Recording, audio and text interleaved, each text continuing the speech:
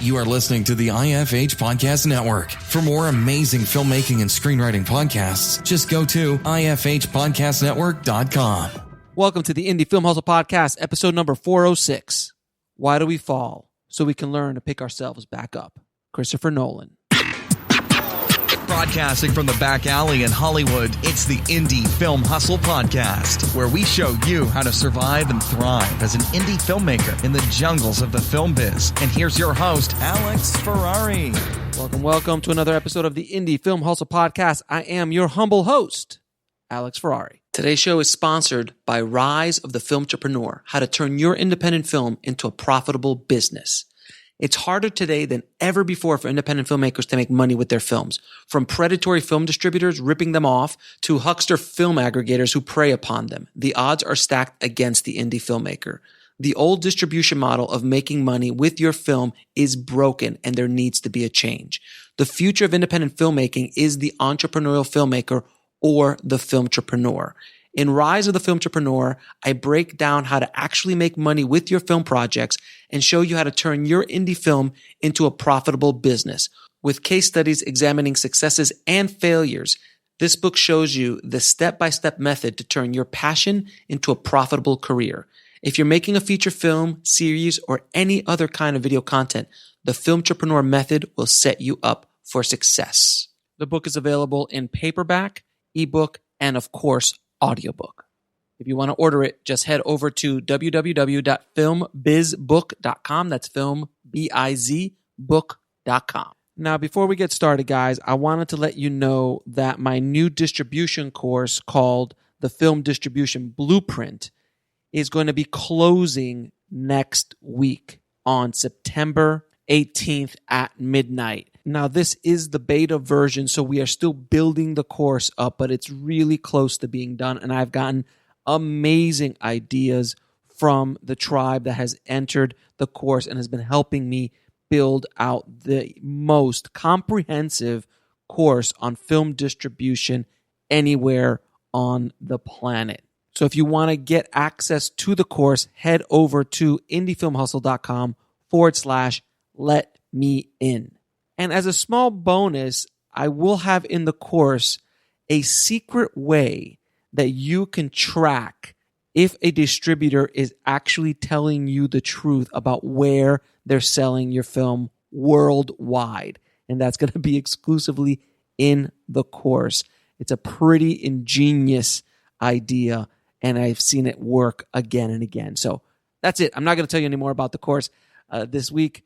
But again, if you want to get access to it, head over to indiefilmhustle.com/let-me-in. Now, today on the show, we have writer and filmmaker Martin Villeneuve, and he is the creator of the epic sci-fi film Mars and Avril. And his journey to bring this film to the screen is fairly epic. This is a $100 million looking sci-fi epic, and he was able to do it at a fraction of this cost. It is considered pretty much an impossible movie to bring to the screen, and Martin was able to do it with a lot of hustle, passion, ingenuity, and a little bit of luck. He didn't know what he didn't know. He didn't understand that it was impossible to do what he did, and that's why he did it.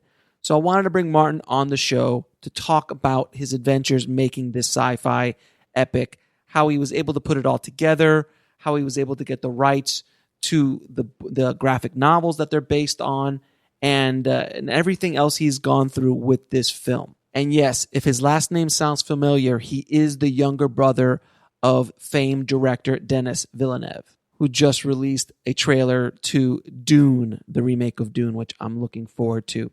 And I'm sure something has to run in the family because that family, the Villeneuves, are extremely creative, and Martin is an amazing example of that. So without any further ado, please enjoy my conversation with Martin Villeneuve. I'd like to welcome to the show Martin Villeneuve. How are you, my friend? I'm pretty good, and you? I'm good, as good as we can be, locked down in COVID world and dealing with all the craziness that the world is doing, but we're hanging in there. And, you know, as filmmakers, we still talk about film. That's right. Absolutely. So thank you for being on the show. You have a fairly incredible story about your film, Mars and April. But first, before we get into that, how did you get into the business in the first place? Through writing and advertising. So two things that, have similarities with cinema, but that are not filmmaking per se, but that are a school in itself. So I'm really a writer first and foremost. I started off writing 3 graphic novels. 2 of them were the inspiration for the feature film, Mars and Avril. They were photo novels. So while I was studying cinema and graphic design and working in advertising, I did those books, which kind of were successful in the sense that it was not a huge print, but they got good reviews and attracted some talent. I had the privilege of working with such big names as Robert Lepage, which was one of our top stage directors and actor, and he accepted to play in my books at that time. They were books, and Robert came up with the idea of turning them into a feature film, because he thought that if we were to combine both graphic novels, it would be the meat of the movie and the vision behind it. Everything was there to make a great sci-fi movie. Now, with the graphic novels, did you self-distribute them, or did you have a publisher? I did have a publisher, La Pastèque from Montreal, which is pretty much our best publisher here in terms of graphic novels. It became quite big in the recent years. Some of their graphic novels have been turned into other feature films as well. And my friend Frédéric Gauthier is the publisher, so it's all family. Montreal is quite a small place. When people ask why is it so creative in Montreal, that's one of the reasons. It's small, it's a small town, and everybody knows everyone. Fantastic. So then you release these graphic novels. They do fairly well, and you decide to make a movie out of it, which I know a lot of people who make graphic novels would love to do a film about their graphic novel, especially a sci-fi epic kind of what you've done. But your budget on the film is still substantial. It's not a small it's not a small independent film, but it is regarding the scope of what you're trying to do. That's correct. It was 2.3 million Canadian, so a little bit short of 2 million US, which is. How did you get? If you don't mind me asking, how did you raise that money? It took a long time. I knocked on a lot of doors to get it financed, because obviously it's sci-fi is not a thing in Quebec at all. Like it's probably the first true sci-fi movie that was ever produced in Quebec, and it's not a sci-fi in the tradition of the Star Trek and the likes. It has nothing to do with laser swords or like girls with big boobs and like the things we're used to associate with sci-fi. I wanted to play with those codes, but in hopefully a different way. So it appealed to a lot of people. But also it's a very specific movie. So to finance it was kind of a challenge. I went to Sodec and Telefilm, which are Canadian funding agencies, and they welcomed the project. So that on board facilitated me going out to private sponsors, and some private equity to complete the financing. I started off with the movie with only half of the budget, which I don't recommend to anyone to do. So you launched with half the budget. I started off with only 1.2 million, which was enough to get the movie shot, but not enough to finish it. So after completing the editing, I had to refinance for the most difficult part of the process, which was getting those VFX made, because there was 550 VFX shots in this movie. The Canadian record before that was like 125 shots, so it was more like than 5 times what had been done. Well, so let's back up for a second. Can you tell us a little bit about the story? Because I know the story and I understand what the scope is, but can you explain to the audience what I'm saying Mars and April, because I don't want to massacre because I don't speak French. But what the story is about, what kind of scope it is, and what you were really trying to achieve with this film. It's a poetic story, it's about the myth of creation, So small indie, very introspective. Got it. Yeah, well, kind of. But it's set in futuristic Montreal, and it's at the core is a love story. So but it's not a usual love story in the sense that the hero is a 75-year-old virgin jazzman musician, super popular. That people associate with some sort of charisma and a strong sense of seduction. And but the thing is, he has never made love in his life. He has never met his true love, and this muse, which has served as the model for one of his musical instruments, he falls in love with her, and she ends up on Mars. So it's and he has to go get her where she originates, which is a fantasy world that originates from music and from an internal world. So it seems like a complex pitch, but it's actually a very fairly easy story to get in, as long as you accept those codes and are willing to go for the ride in an immersive world that deals with music and creation and space and cosmos and our place in the universe and the language of creation. So, it's pretty it sounds fairly ambitious. It is. It was an ambitious story, which I would never got into if it wasn't from Robert Lepage, my friend Robert, who plays a hologram in the movie. He's the guy with the holographic head. If you've seen my TED Talk, that was the highlight of my TED Talk, when I explained how I got to this part. Robert is a very, very busy man. And at first he was supposed to direct and produce the movie, and I was supposed to only write it. But, life being life, he had to shut down his cinema company. And that was a while ago. That was back in 2007.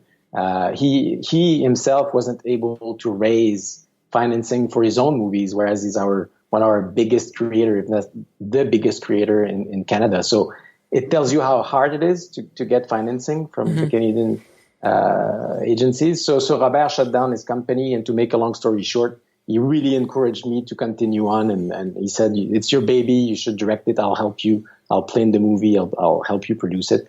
And the rest is history, I guess. So can you talk a little bit about that as far as how you got that? Because in your world, in your audience that you were trying to target, he's a very, very well-known figure in acting and also in directing and in filmmaking in general up in Canada. So he's extremely busy. So I'm sure every filmmaker out there wants an actor who's extremely busy and can't do anything.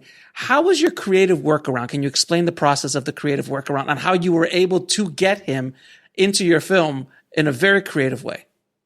Yeah, that was kind of a crazy thing because Robert announced me when I was finally ready to shoot the movie. He said, "Martin, unfortunately, I'm directing 3 operas. I'm doing a Cirque du Soleil show. I play in 8 movies. I do all these things. I can't do your movie, And I was devastated because he was the reason, he was the encouragement in the first place. So I was like, I cannot do this movie without you, Robert. And I woke up one morning. God knows how these ideas come to you, right? We never quite exactly know it's a mix of many, many things, but I said, what if we turn this character into a hologram? What if I capture only his head and somehow manage to turn that into a 3D object? This I can do in a very short amount of time. And then I can have on set another actor who will play the body, and I can stick Robert's head on somebody else's body. And that body who's going to be on set, I can use for the whole month that's required for principal photography. But at least I will have Robert in my movie in a weird hybrid of virtual and real. Right. And so I saw Robert one day at the airport because he's always traveling. And by chance, he was in the same plane. And I got to pitch him the idea. And as I was pitching the idea, he said, "That's fantastic, but how are you going to do that?" Because back in the days, it had never been done. This is before Benjamin Button and all that stuff. So I drew, I remember drawing a circle with 6 cameras. So it's like basically picture a cylinder, a green cylinder, and you punch 6 holes that are at 60 degrees of, distance of each other, and you place a camera lens behind those 6 holes, and you place the subject in the middle. So what you end up having is a head that hides all the cameras to each other, facing each other. And you are able to capture 60 degrees, so 360 degrees of that object, which is a head, a talking head. And you dress that person in green, and you end up having a hologram. At that point, I didn't have the technology to create the hologram. That came another nightmare later for my VFX supervisor. But at least I had the device, which I modeled in 3D, and that I manufactured myself, and that with the DOP and all, we built that thing. And this is the very first thing we shot for the movie. So because Robert was super interested, as soon as I said those things, he said, "Yeah, I'm in." So now we had to do it, So we built the machine, and Robert showed up, and it took 3 days to shoot all his character for the movie. And the trick, because now, of course, like if you shoot that first, that means you have a head, but you don't have the body language. But the head still needs to look real in the movie, in interaction with all the other actors, which weren't there. He was in a totally 3D environment, completely abstract, and it was a very experimental thing. But Robert comes from theater; he comes from improvisation and acting from nothing. So he was like a fish in the water. He was in his element. He could create and manage to create, but he was like, Martin, I need to look at the right place. So fortunately, I had spent a year and a half way before that to drawing my whole movie. So I knew because of my drawings where he should be looking. So I was directing his look with the laser beam within the cylinder and saying, there's a character there, and I was playing the other characters. Right. And Robert did all his character like that, being the genius that he is, and being able to picture in his mind that 6 months, a year later, somebody else would portray his body, and that it would all need to look seamless. In an ideal world, we would have done that in reverse. We would have shot the movie with the body, and then do Robert after to match whatever we had shot. But that's not how we did it. We did it in the other direction. So you were really on the tightrope here on this film. You were just jumping off and praying that there was a net somewhere that would appear when you needed it, because as you just said, man, I've been in post for 20 odd years, and I've done visual effects loop and all that stuff. So I understand everything you're talking about, and I've done this too, by the way. When I've shot my films, we'll figure it out in post, which is a horrible thing to say. If you're doing it though, you can say it, but you kind of take the leap. And I've been at that place in a project where you're like, if this visual effect doesn't work, the whole film falls. That's correct. Right. But you could have said that in my movie about everything. Like if the acting fails, everything falls apart. If the music is not just right, everything falls apart. Everything relied on people doing their very best. And it was my first feature on top of things. And I wrote, directed, and produced the whole thing. It was very abstract and difficult. We didn't have previs. Like people have now, which means that, if you look in the camera nowadays, the director on big budget films, he's able to see what, a crude version of what it is it's going to be in the final movie. But me, it was all in our head. So everybody had to rely on their imagination, which turned out to be great. And you know what, like I always tried throughout this process of not seeing the obstacles as something that turned me down. I always tried to use those obstacles as a creative tool to make the movie better. Because in the end, one of the things that people remember the most is that holographic head, which even Ryan Johnson did put in Star Wars Episode 8. Like in the Cantina sequence, you see a character that looks exactly like Robert Lepage in my movie. And Kathleen Kennedy was there when I did my TED Talk. So I can't help but think that they did a little nod to my movie. It would be would be very hard to think that it's just a coincidence, because it's exactly the same thing. So it's one of those things that people remember from the movie, and it was born out of a problem. You know, I couldn't get my actor. Well, can you also tell everybody how long you worked on this film? We haven't mentioned that. It took all of my 20s, basically. It took 7 years just to do the. Yeah, well, you know, it took 7 years to do the movie, which isn't that longer than any movie. You know, all of my friends who are filmmakers, they, you know, when the movie is over, people always think that it took a year or two to do. But most of the time, people will tell you, I started off this project like 10 years ago, you know. But the books before that took like 3-4 years each. So in total, you know, like it was like a decade. Like I started in my early 20s, and it's in my early 30s that the movie finally got out. So it was a long process, but always very interesting, and it was a big learning experience. So you made a movie for about $2.3 million, but generally it looks like a $20 or $30 million film, if not bigger. And that's correct. That's why, in the first place, Chris Anderson invited me to TED, because he saw my movie on the big screen in Vancouver, and he approached me after, because I had given a Q&A, and he said, "Hi, I'm Chris Anderson," and of course I knew who he was. You know, he's the TED guru, and he said, "You know, how much did you say the budget was? Like 23 million?" I said, "No, it was 2.3." 10% of what he thought.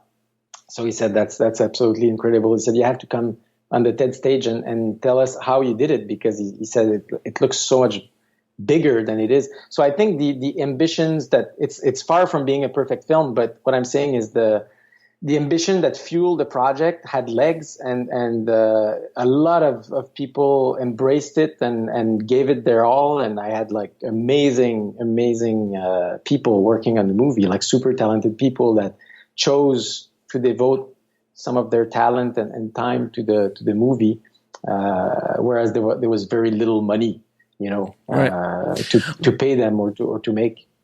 So what I found in my journeys, because I've done some ambitious visual effects action films in my early career, and I had no money.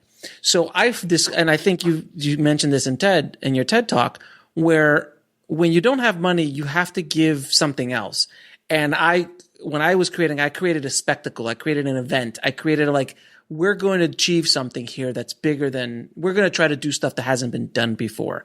And we're going to allow you to play, and we're going to give you freedom. And that's the currency of an independent filmmaker with this kind of project, is where you're now challenging them to do something they haven't done before, to stretch their wings out a bit. And I have guys who've worked on big, giant, you know, Star Wars and Bond and all these big movies.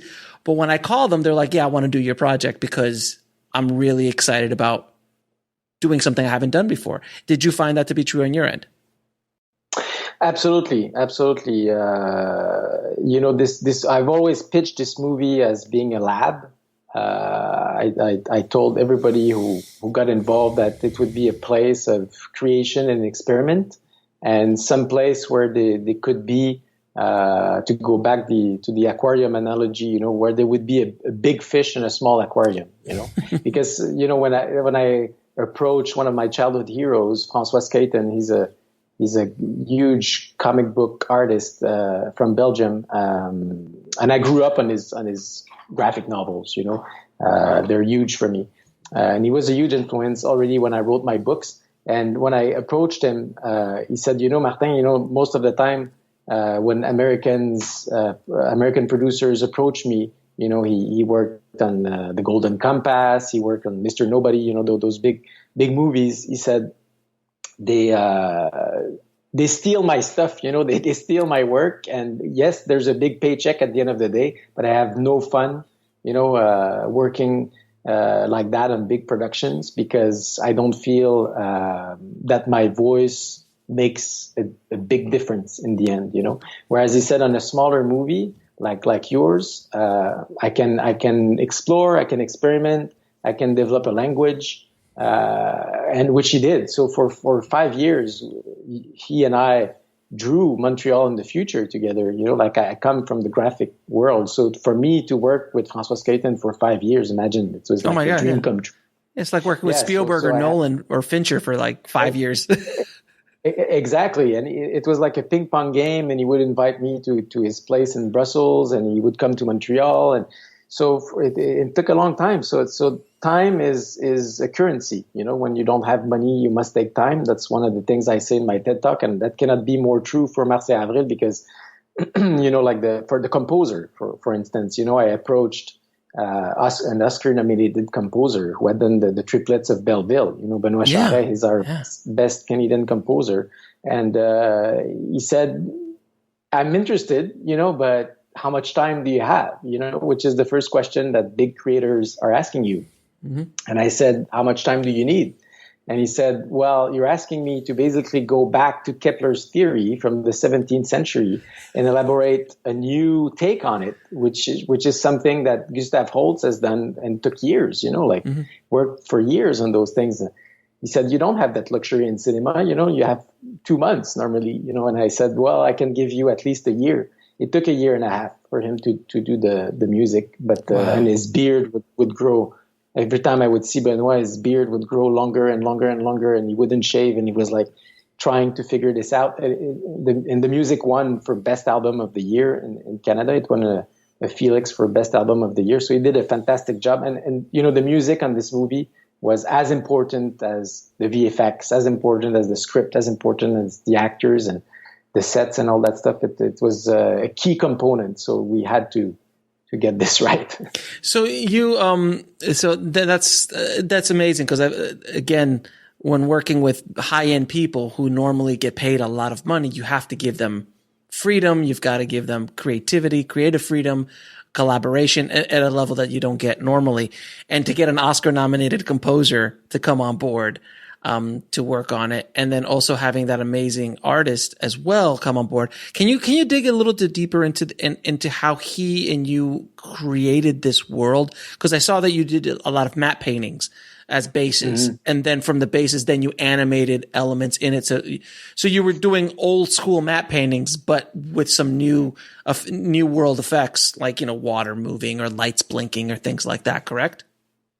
Yeah, so basically, when you do such a thing, it's like a puzzle, like you're a filmmaker, so you know what I'm talking about. Like you shoot one element, and you know that this element is going to fit in a bigger element, and that this bigger element will need this and that to make a final image that works.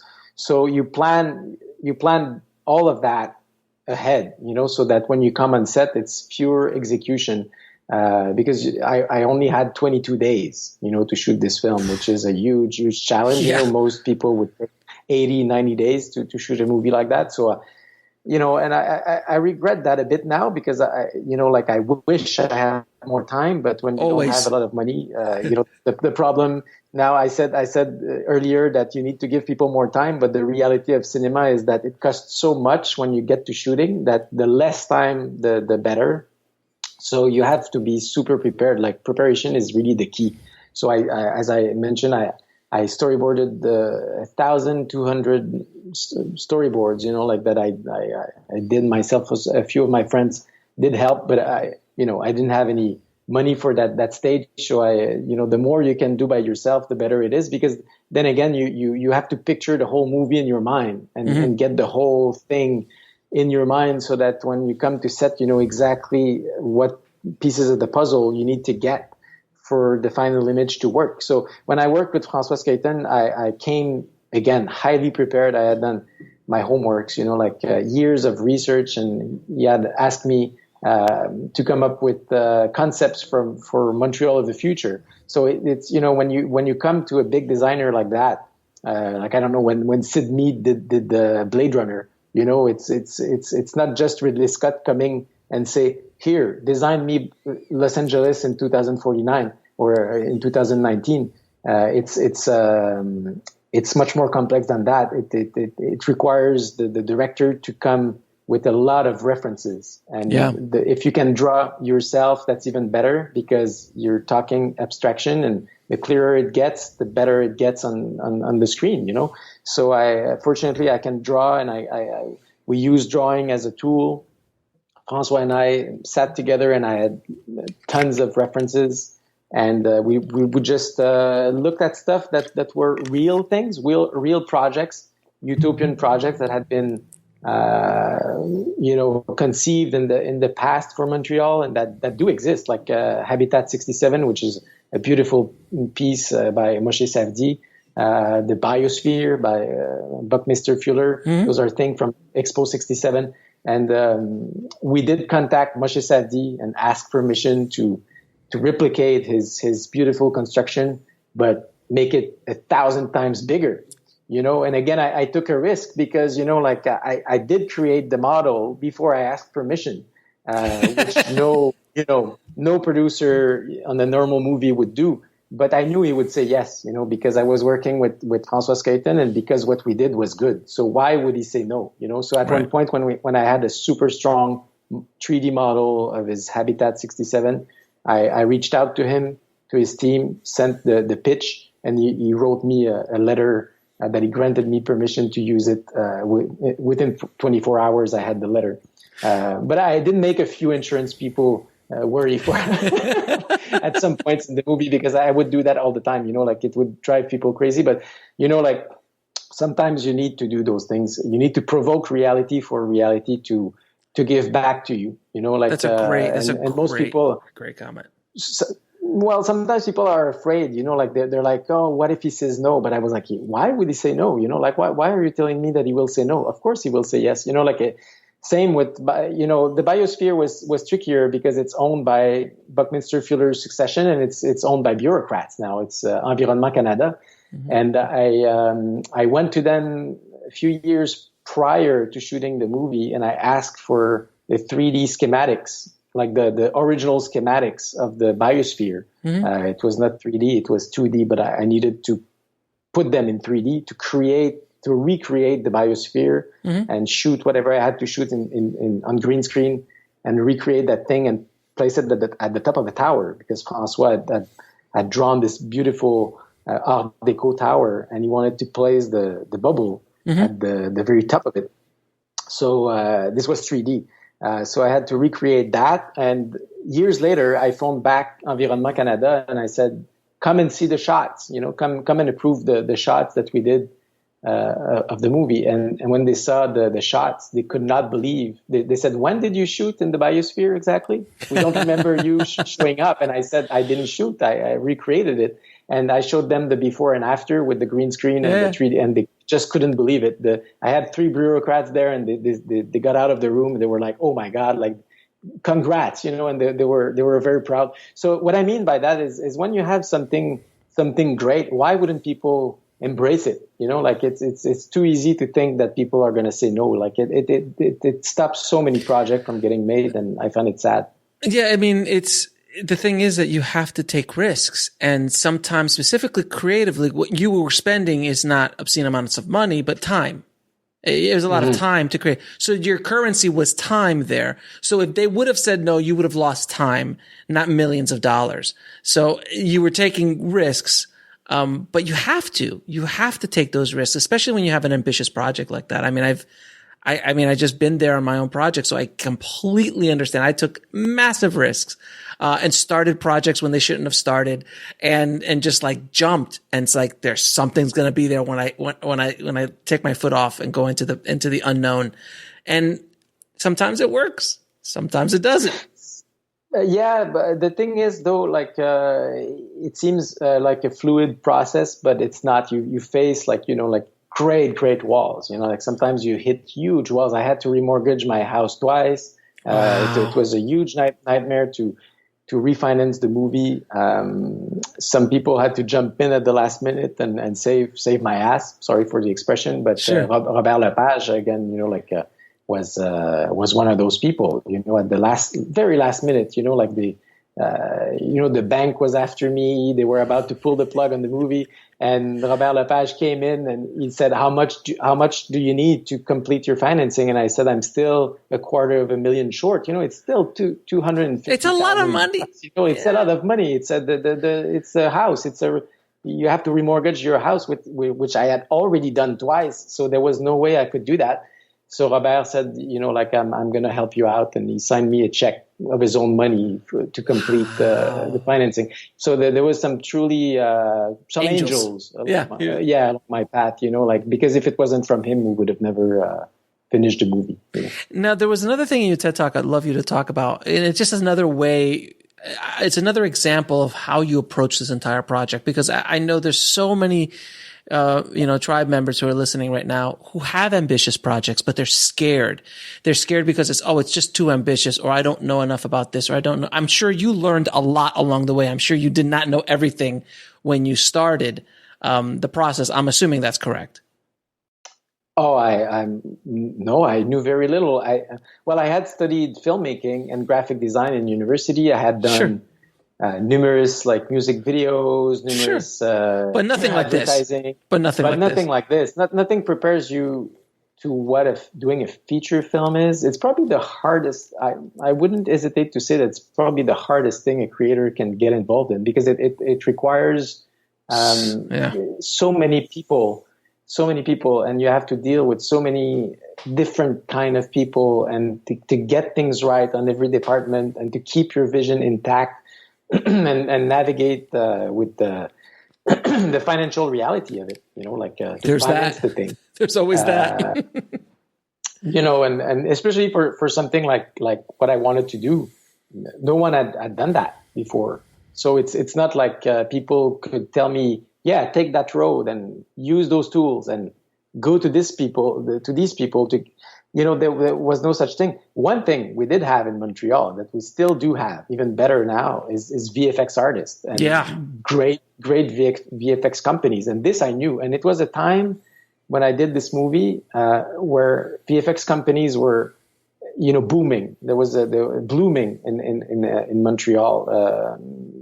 Lots of great creative minds coming here to work on big productions. And companies that would be willing to help you if you knock on the right door, because it's not always magical like that. But I went to the biggest, facility we had in Montreal, because, to make such a big number of VFX, but that little amount of money to go with it, you need a team that's going to. You don't split it in 10 different VFX companies. That would be killing the project. You need one strong team that takes 6 months and just do the thing. Bangs it out. Operate. Yeah. So I showed my picture lock, the people from that VFX company. It's called MELS now. It was Vision Globale back in the days. And they looked at what I had done. They couldn't believe I had shot this for 1 million. They were like, wow, that's really, really well achieved. And I had planned every shot. I knew exactly how it would be completed, and I had like 10,000 references, very well put together. Yeah. I had figured out everything. So they were like, oh, good. And on top of things, I had convinced Carlos Monzon, who was just out of, Transformers and Avatar and those big movies as a lead compositor, and he was in agreement with the direction of the project, and he wanted to contribute. So I had that card in my back pocket to help get everybody on board, and I got lucky. There's a bit of luck, but I do think when you create a movement. There's an energy that's moving forward. People go with it because, these companies, they're approached all the time to give freebies, but sometimes it's disorganized. It's not done yet. It's going to happen. Maybe, maybe I'm going to get the money. Maybe I'm not, it's a bit like, me, it was very real, and I had gathered the one, I had another roughly 1 million, 1.2 million to complete the whole thing. They had to take the sound, they had to take the VFX, they had to take the whole thing. but they didn't make money, but they didn't lose any. They kept their team, because one of the challenges for big VFX companies is sometimes there's a hole. Yep. You lose it. There's a big US film, Harry Potter comes to town, or X-Men Star Wars comes to town and shoot Star Wars, and then there was supposed to be another big movie. It's postponed for various reasons, so they have a drop of 6 months where they do advertising to keep their team, and the team is like, yeah, but we were promised Star Wars and we're working on Burger King, so it's Yes. so they're like, okay, so we have this great creative thing. It's a very experimental object. It's fun. It looks great. We can try stuff. We have Carlos Munzen. We have all these great artists. So let's do it. And so they embraced it, and they decided they put 60 VFX artists, the top artists in the industry. They worked full time for 6 months, which was very, very rewarding and fun. It was finally after the nightmare, because refinancing the movie took more than a year. Sure. And I was alone working on that. I left my full-time job in advertising. I was just focusing on getting the thing finished. And after that, traversée du désert, after going through the desert to finally get some water. You finally see the oasis. Get to Mordor with the ring, and just so everybody understand, what he was able to achieve, was what Arnold was able to achieve with his VFX team, is like what he's talking about is a $10 or $15 million deal. Like 60 artists. I didn't expect 60. I didn't know. I thought they were going to throw maybe 5 or 10 guys on it, and they worked on it on their part-time on the side. You had 60 artists full-time for 6 months. That is a massive amount of manpower in the visual effects world. Massive. It is. And it's very expensive. It's not cheap to do something like that. So that you were able to pull that off for under $1 million, and that's including music and mastering and all that other stuff, is amazing. It really is amazing. Yeah, I got a big gift, I will admit, but at the same time, the owner of that company said that it was a very good investment, because when I did my TED Talk, it got seen by millions of people. And normally when you go on the TED stage, you're not allowed to mention company names. Sure. And I mentioned three companies when I went on that stage, and didn't cut it. It's still online. And I mentioned Cirque du Soleil. I mentioned Vision Globale, which helped me with the VFX, and I'm sure they got tons of press for it. They got a lot of press, and they got a lot of phone calls, and they made a lot of movies, and they made their money back, believe me. So it's sometimes like those projects, they showcase what you're able to do. And truly, like, there are some really, really great VFX shots in this movie, I'm very proud of some of the shots. Some of them, are very simple, but then again, you have to know where to invest your energy and the little money you have. You need to invest it at where it's really rewarding, because the problem is if you're too ambitious and that you're doing something that involves, crazy action sequences and the likes, you're not going to finish the movie. That's the reality. Mine was a contained world, those were not like overly complex VFX to achieve. It's the number that was frightening. 550 VFX shots to complete. This is the volume that was. Yeah, it wasn't This is why It wasn't a transforming robot fighting another transforming robot. No, it was not that kind of thing, and it needed to be clever, and it needed to be well done, and so a lot of brains. But man, was it fun to see it happening finally? When I got to that stage, it was the movie was reaching its end at this point, and it's always a great joy after so many years. You're like, wow, it's finally happening. It's getting put together, and yeah.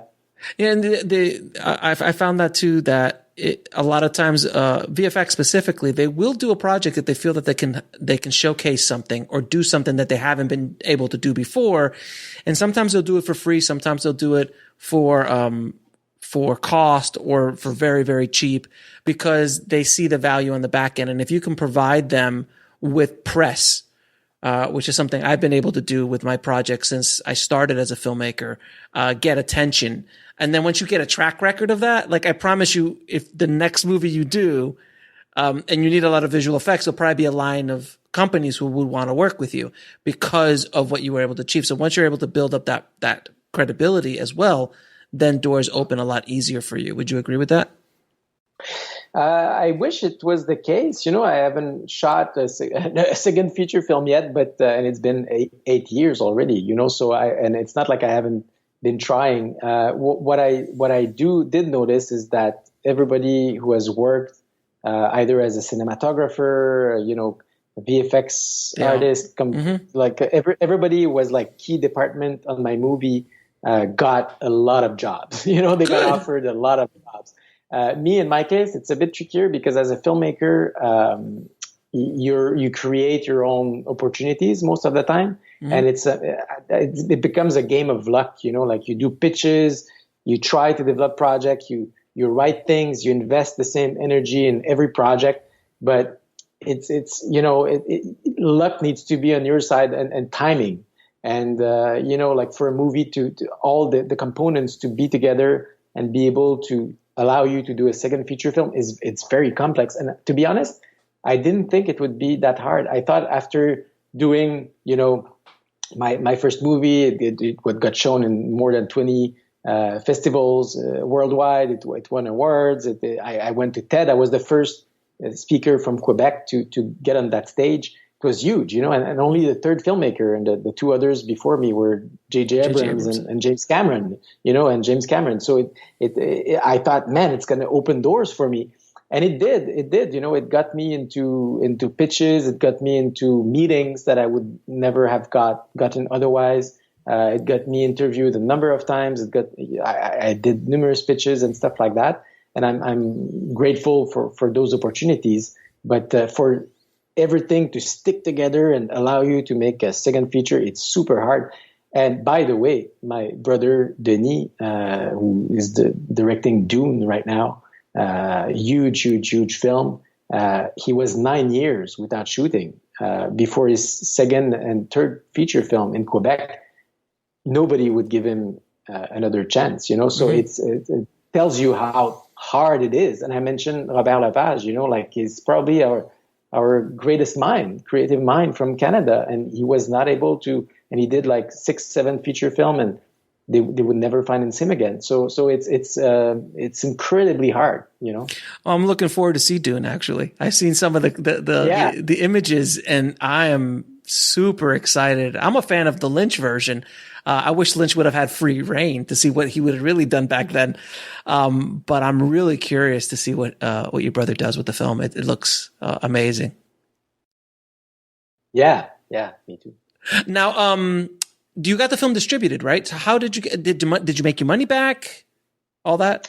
I did, but not thanks to the Canadian distributor who didn't believe in the movie too much. Like when he saw the movie, I think he didn't.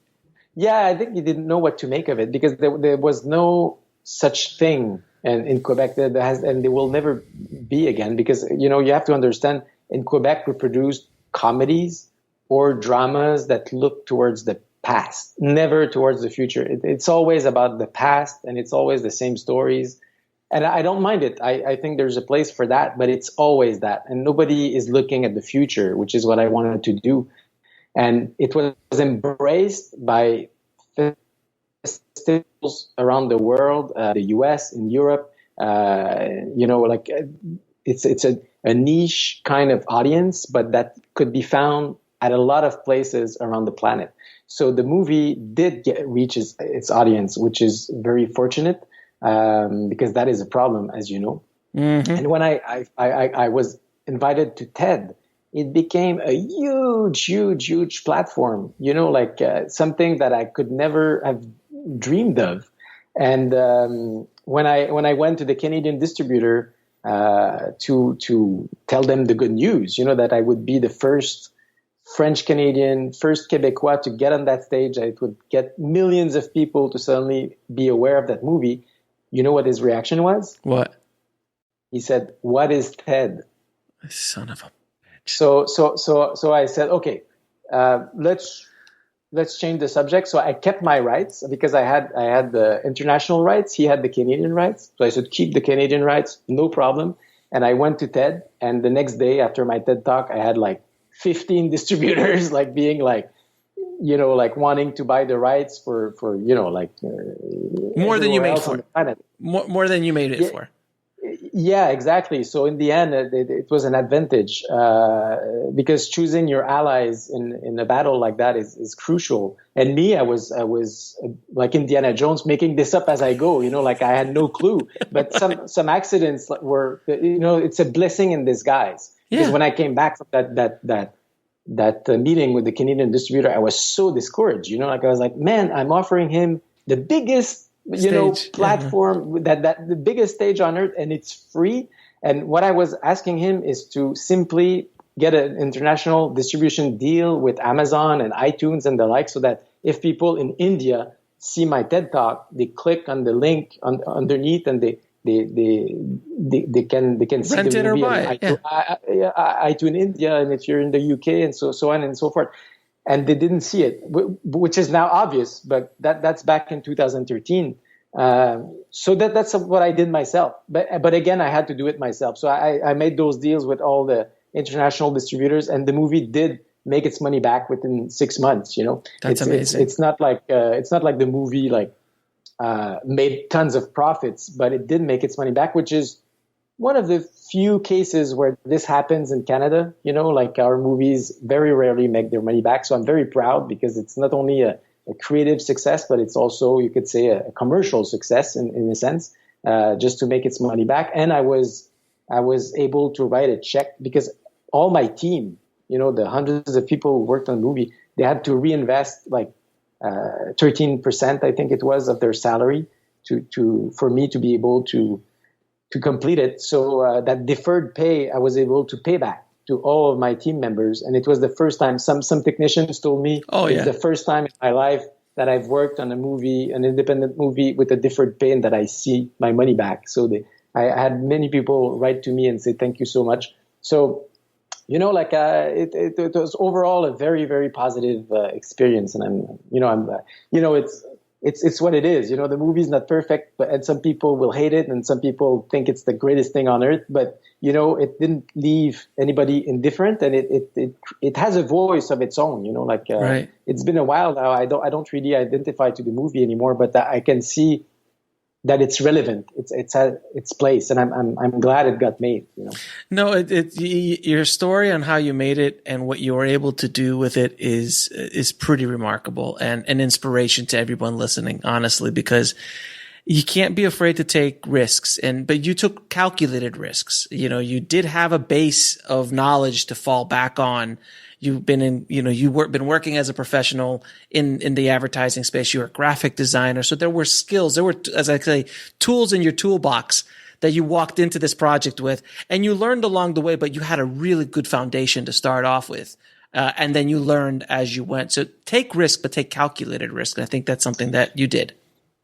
Oh yeah, no, absolutely. And what I remember too is the importance of network. Yes.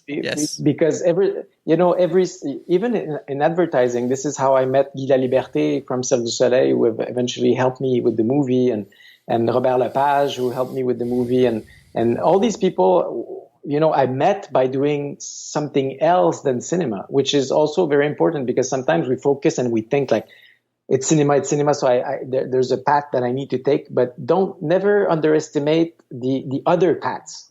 The other path that you may take, because that may go a long way at one point. You may find out that, some contacts you made in that sound company, like a few years back, may be very, very handy and helpful. And that, people that you've met in the Cirque world suddenly will help you make your movie. And so that to me is super important. And everything I've shot since Mars and Avril have been because of my networks, because I wasn't unfortunately able to get more money to shoot another feature, but I've done short films, and I got some of the best people in the industry wanting to shoot with me again, and and experiment again and do other things, and so I'm still continuing in filmmaking, and I have numerous feature films that are on the verge of always on the verge. Made, always on the verge. Like that money's going to drop any day now. Well, yeah, exactly. No. But I'm really hoping that next time we speak, I will be able to tell you about the experience, what it was to shoot a second feature. Yeah, and what are you working on now? I have like 6 or 7 projects, but I shot last fall, before the crisis, I shot 2 sequels to a short film that I shot right after Mars and Avril, which was kind of a little success in itself. You know, it's called Imelda, and I play my own grandmother, which may sound funny, but nice. It's a character that I really, really like, and it's a very simple form of filmmaking. It doesn't require a lot of money, and I had a lot of fun doing that first one, and I won the award for Best Actor from Union des Artistes, which is the only award you can win in acting for a short film in Quebec. So and people were like, "What's happening after? Like, we want to see more of Imelda." So I shot 2 sequels, and now I had Robert Lepage for real. He's not a hologram, but he's co-star in the sequel. Imelda 2, I'm with Robert Lepage, and in Imelda 3, I'm with Ginette Renault, which is one of our greatest singer and actress. Yeah. You know? So she sings in the third one, and she plays my other grandmother, Simone. Right. It's amazing. A family history. You know, my Robert Lepage plays my dad. Mm-hmm. So it's I use my family mythology as a drama, which is very fun doing. I'm also working on a very elegant sci-fi thriller called Joanna.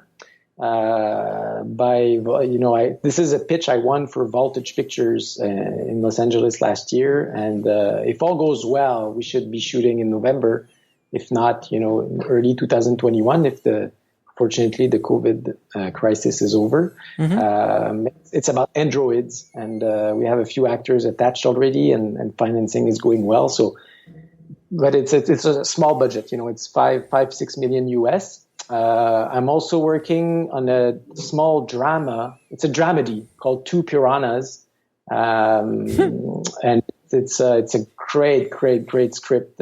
Just 2 actors, 2 older actors, few settings.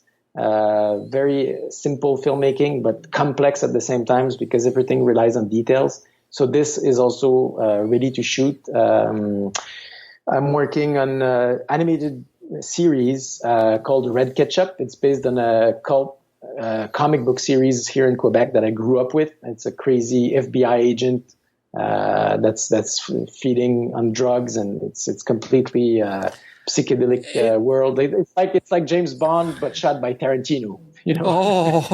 I would watch that. I would watch that. That's why I want to do this series. So this is looking good too. You sound busy. You sound busy. I am.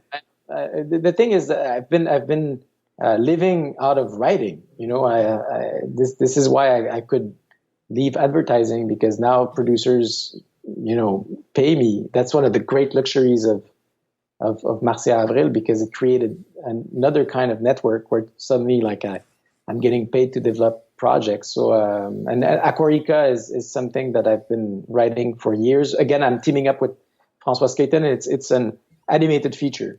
So in the, European tradition, looks very nice. We did the test already. And finally, I'm working with another childhood heroes of mine, James V. Hart. Yes. Great scriptwriter. He wrote Dracula. He wrote Dracula. He wrote Contact with Jodie Foster. Remember Contact? Of course. So, he's amazing. We're writing a big sci-fi drama together called Water Nova. And we have an amazing script. Man, you are an absolute inspiration, Martin. You're an inspiration, honestly. You personify the creative spirit. Because just to get your movie made in 7 years, that takes a level of persistence that's pretty remarkable in the artistic world in general. But you are definitely an inspiration, my friend. I'm going to ask you a few questions that I ask all my guests. What advice would you give a filmmaker wanting to break into the business today? Be patient. François Scaton told me many times, from his experience in cinema, it's not about talent. It's about being patient and tenacious and pushing your ideas forward and always believing that it's going to happen. Never give up. It's the clue. Every filmmaker that makes it had big dreams and they never gave up. What is the lesson that took you the longest to learn, whether in the film business or in life? The biggest lesson, I think, is not to get depressed by the fact that things aren't happening now, because otherwise, you wouldn't do anything. That's true. The problem with cinema is that it takes a long time. It's a long time in the making. It requires a lot of money, a lot of people. So don't get depressed if your projects don't take off right now. That's why I'm still believing in cinema. It's because there's a timing for things, and sometimes if you're too early, things fall flat. If you're too late, things have been done before. You need to hit that string and that chord where it's just the right time to tell a story, and stories want to live. Believe me, like Mars and Avril wanted to live beyond everybody was working on it. It's not you sometimes who dictates those rules. It's the project itself. So need to believe in that. You're essentially a vessel for the story to be born into this world, basically. And I feel the same way. A lot of times the story is much more powerful and the message is much more powerful than you are. It's not about you. No, absolutely. Now, and 3 of your favorite films of all time. Brazil by Terry Gilliam. Yes. The first Blade Runner. Yes. And the first Indiana Jones, I would say probably. And of course, everybody who knows me intimately know that I'm the biggest fan of Back to the Future on the planet. I know a lot of people will say that, but I am the biggest fan, And but I don't see a hoverboard anywhere. I don't see a hoverboard anywhere. No, where is it? But next time we speak, I'll show you my little collection. I got to meet the actors last year thanks to my girlfriend. Uh-huh.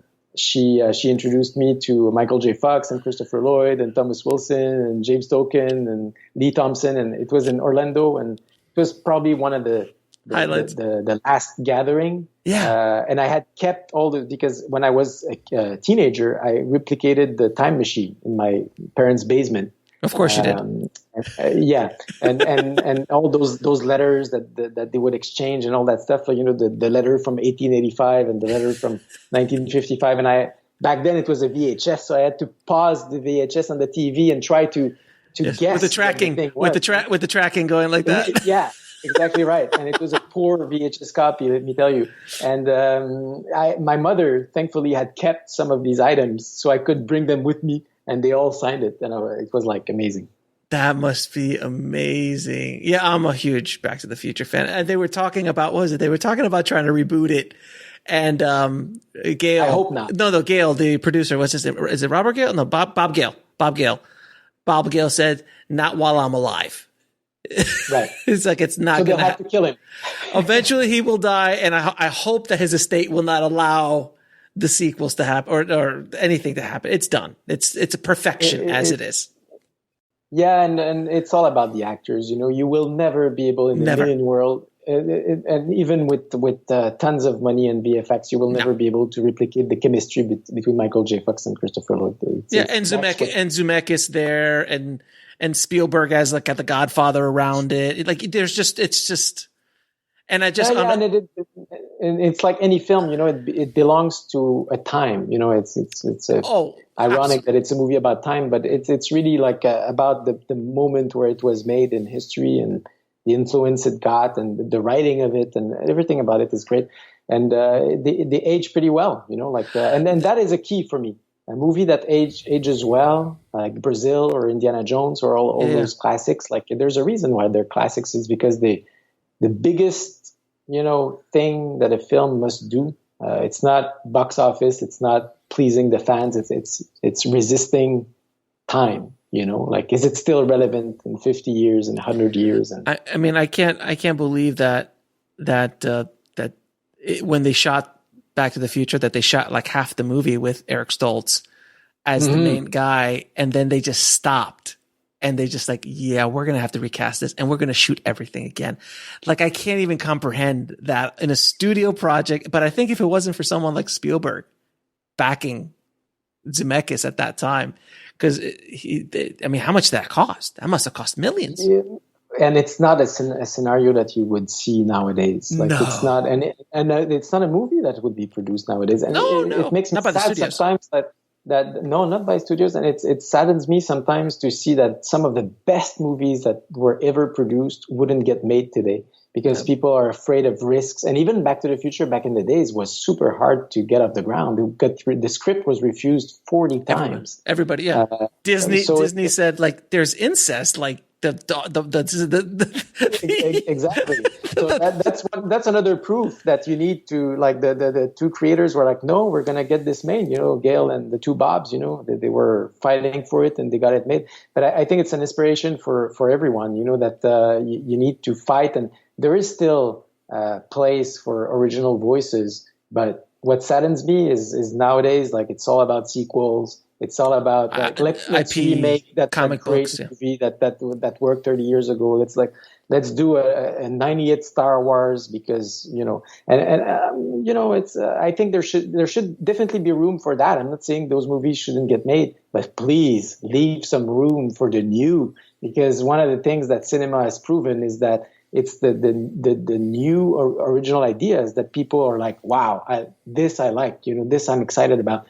I back in the 80s, we were surprised by movies. Every weekend there was something.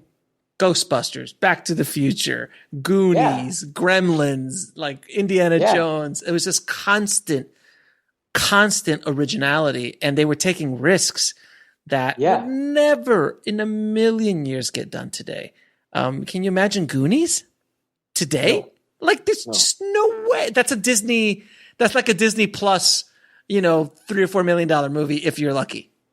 Yeah, but people do Stranger Things, and they allude to those movies all the time because they were good back in the days, and they try to recapture this magic, which I understand. But I wish there was more room for original, and I stick to my ideas. I want to make original films that people have never seen before. That's what drives me to do it. And to do it on a budget now, because we don't have the endless pocketbook that our ancestors, our cinematic ancestors had.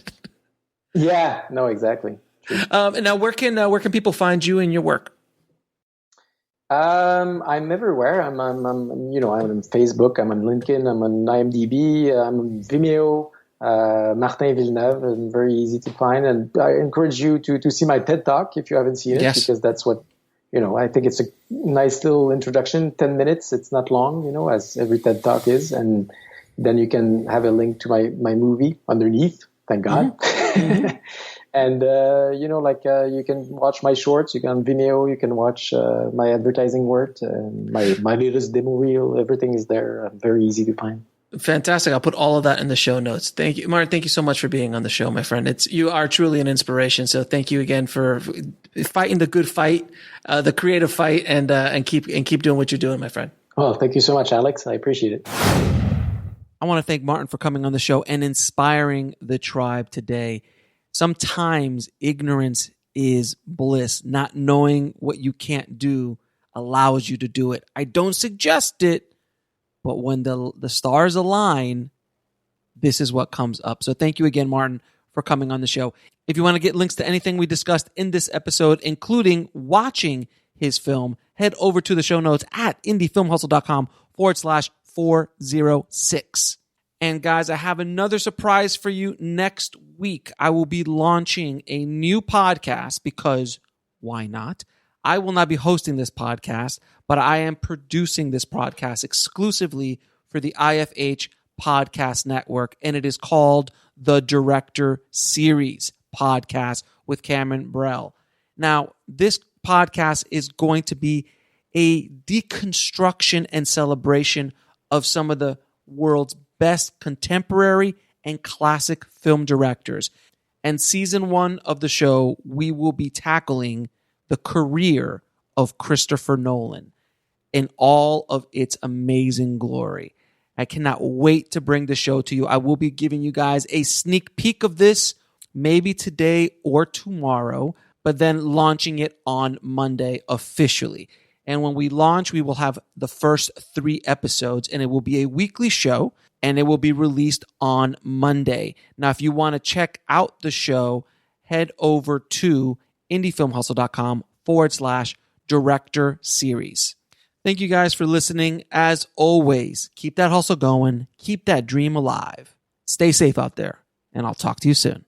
Thanks for listening to the Indie Film Hustle podcast at indiefilmhustle.com. That's INDIEFILMHUSTLE.com.